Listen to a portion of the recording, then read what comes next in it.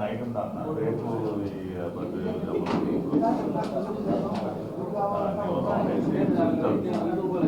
Sir Madanapalle వస్తాను. Thank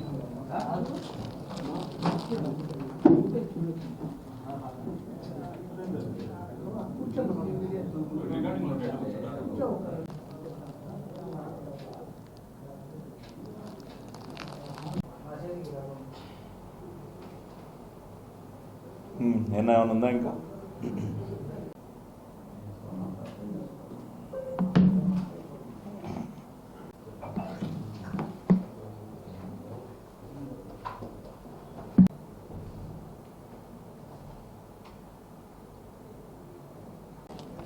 okay అన్న, thank you.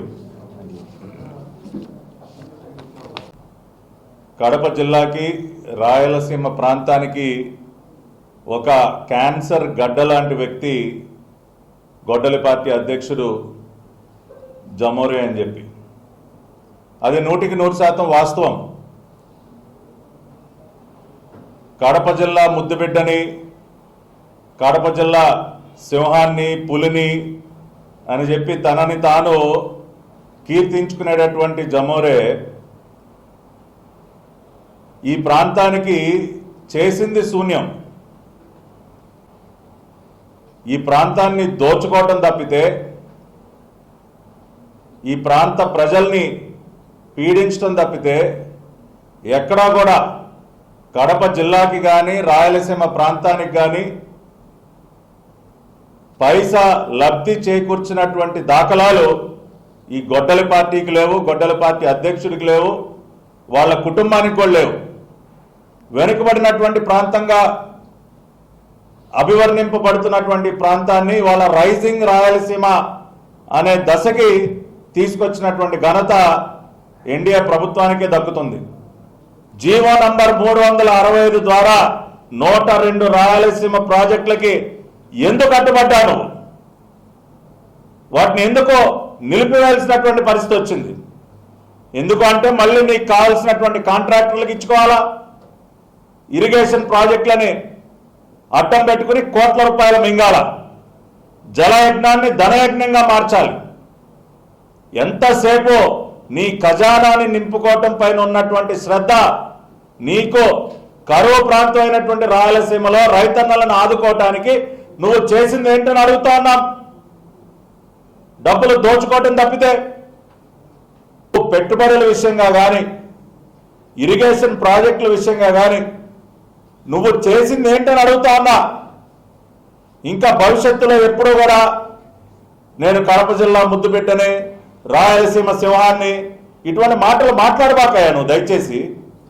ఇతను కాకుండా ఇతని అనుచరులు, ఆ పొంగనూరు పుడ్డింగ్ పెద్దిరెడ్డి, ఆయన ద్వారా హంద్రీనీవా గాలేరు నగరి లింక్ అంట.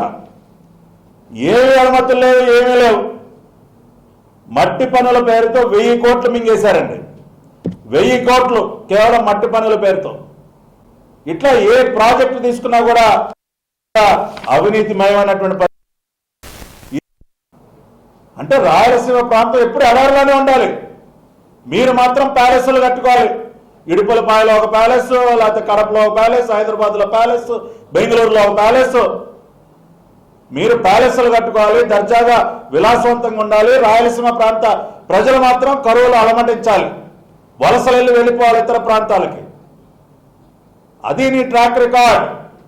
గొడ్డలి పార్టీ యొక్క ట్రాక్ రికార్డ్ని తెలుసుకున్నారు కాబట్టే మొన్న నీ సొంత జిల్లాలో కూడా నీకు ఎన్ని సీట్లు వచ్చాయో ఒకసారి గుర్తు చేసుకో. 151 నుంచి 11కి పడిపోయినటువంటి నువ్వు రాయలసీమ ప్రాంతంలో నీ పర్ఫార్మెన్స్ ఏంటో చూసుకో. వచ్చే ఎలక్షన్లో ఆ 11 కూడా ఉండవు. జమోరా చెప్తా ఉన్నా, వచ్చే ఎలక్షన్లో ఆ 11 కూడా ఉండవు.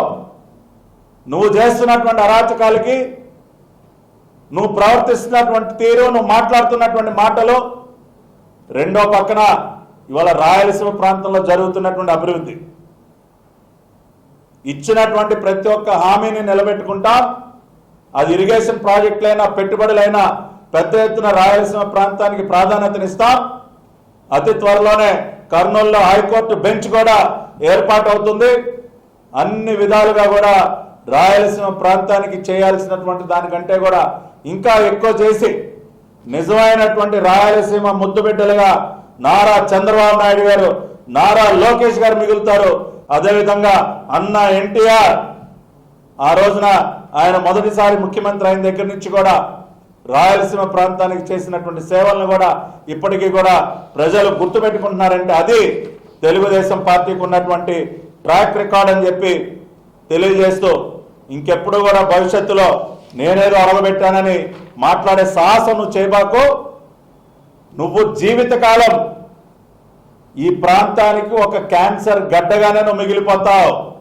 ఆ క్యాన్సర్ను కూడా వదిలేస్తాం. క్యాన్సర్ గడ్డ అని చెప్పటమే కాదు, ఆ క్యాన్సర్ని సమూలంగా నిర్మూలించే కార్యక్రమం, తొలగించే కార్యక్రమం కూడా మొన్న ఎన్నికల్లో దాదాపుగా చేశాం. 2029 ఎన్నికల్లో ఈ ప్రాంత ప్రజలే ఆ క్యాన్సర్ని పూర్తిగా ఈ ప్రాంతం నుంచి కూడా తొలగిస్తారని చెప్తూ మీ అందరి దగ్గర కూడా సెలవు తీసుకుంటున్నాను. నమస్కారం.